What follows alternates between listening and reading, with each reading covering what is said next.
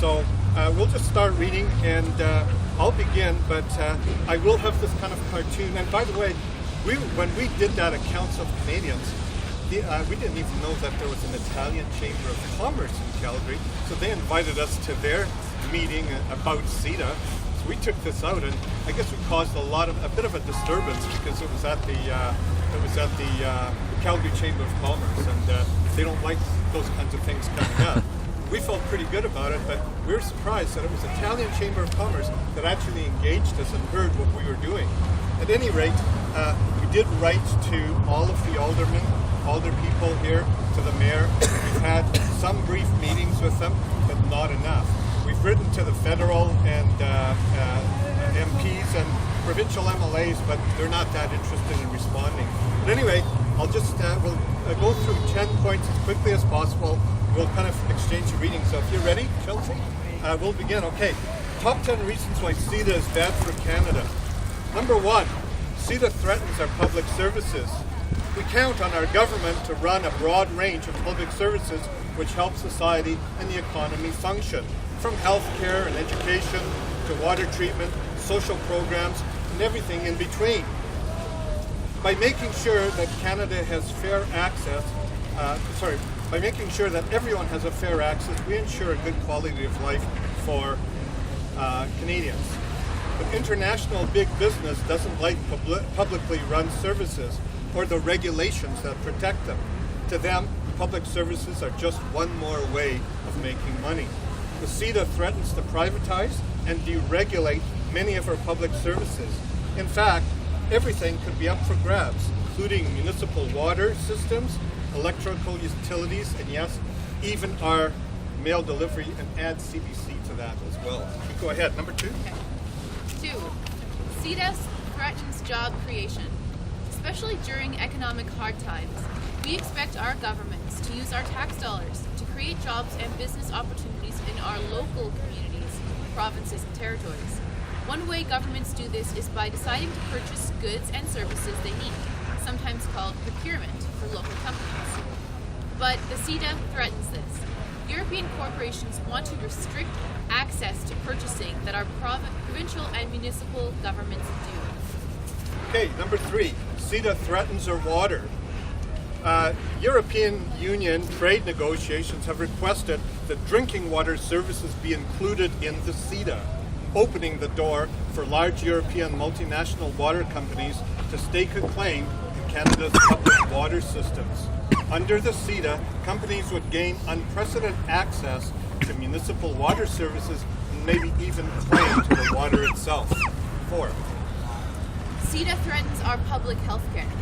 The EU has made it clear they want all of our public services covered by the CETA, including health care. The trade deal will expose Canadian Medicare to privatization pressures more than past free trade deals did. European health service companies will have greater access to our medical services, especially in provinces that are already opening the door to private surgical clinics and other privatized care.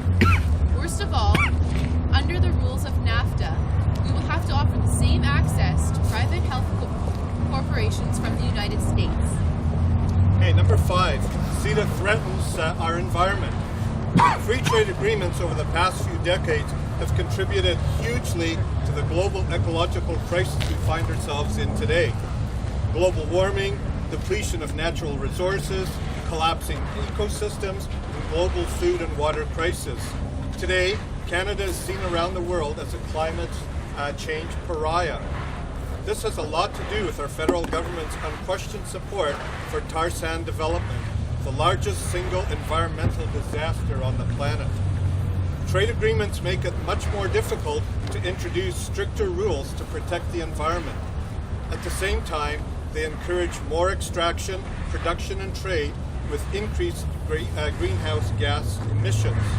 The CETA will allow transnational corporations to ignore or challenge our environmental regulations, and it will impede our government's ability to make new ones.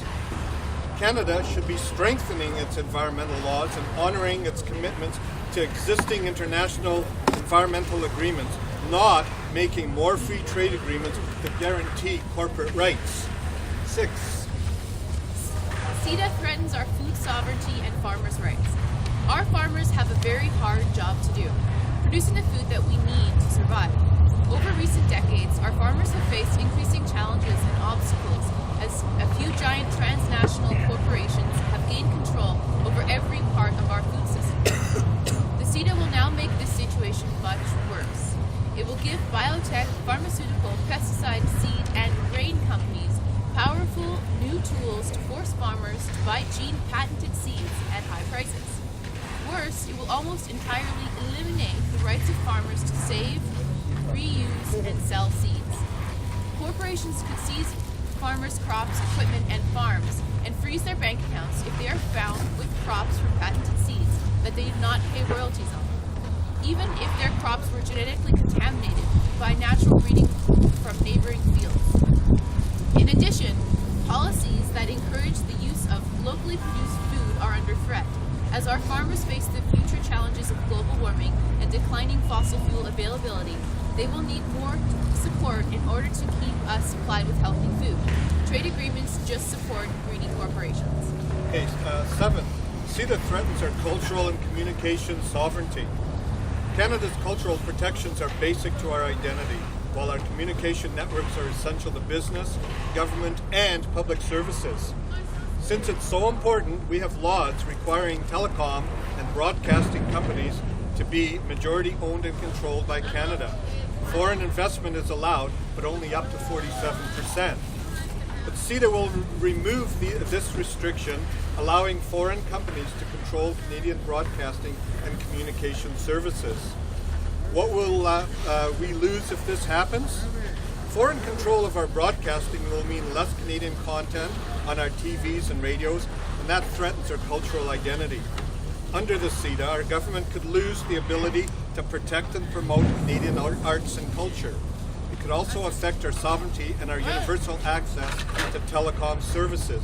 Our laws ensure basic telecom services are provided to everyone, including Canadians living in remote areas. But that may change if foreign corporations gain control of our telecom services and cut services that are not profitable without regard to our needs. 8. CETA threatens Indigenous peoples' rights. Canada has recently offered qualified support for the UN Declaration of the Rights of Indigenous People.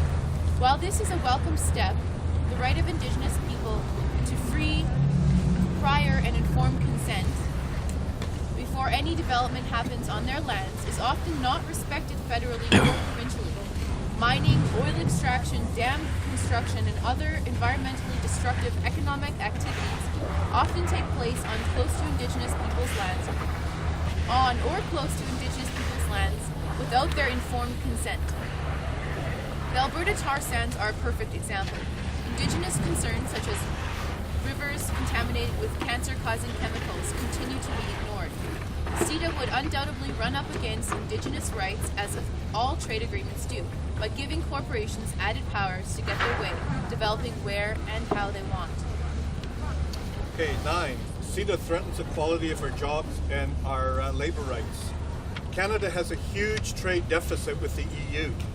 That means we import more goods and services from the EU than we export to them.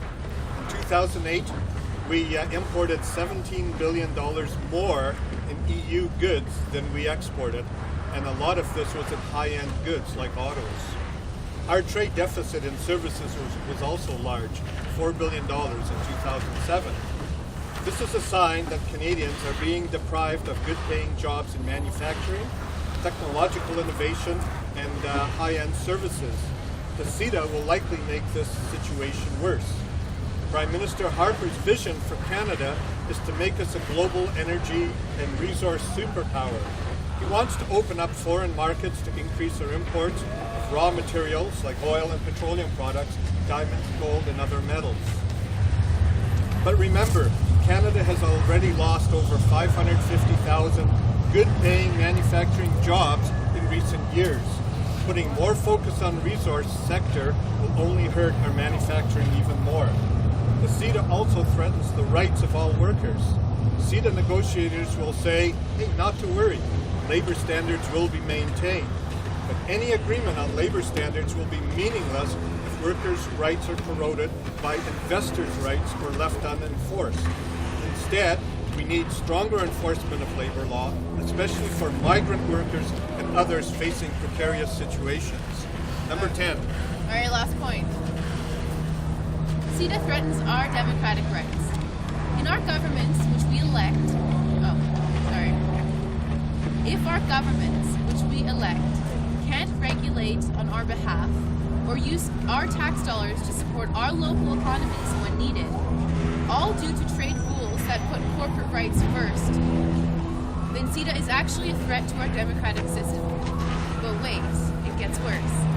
CETA negotiators are planning to give transnational corporations and foreign investors the right to sue our government over policies or decisions that they feel prevent them from making profits, even if these policies or decisions are in the public's interest.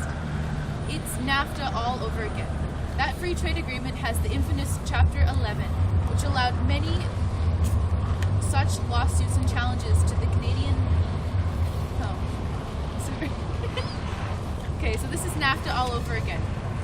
That free trade agreement has the infamous Chapter 11, which allowed many such lawsuits to challenge The challenges to Canadian laws by foreign investors. Who pays the suit if the government is found guilty? We do, the people of Canada, with our taxes. I just wanted to give you one example of that. Years ago, there was an additive to fuel that was banned in the United States because it was deemed to be carcinogenic. And so the federal government banned it here, but the company actually sued the federal government because under NAFTA, you're not allowed to do these kinds of things. And even though the company was American in the States, they could do it there, but they couldn't do it in Canada. So not only did the federal government have to throw that law out that they passed that would ban it, they had to apologize to the company and pay millions of dollars from lost profits. That's what free trade does. Free trade? No, it should be fair trade.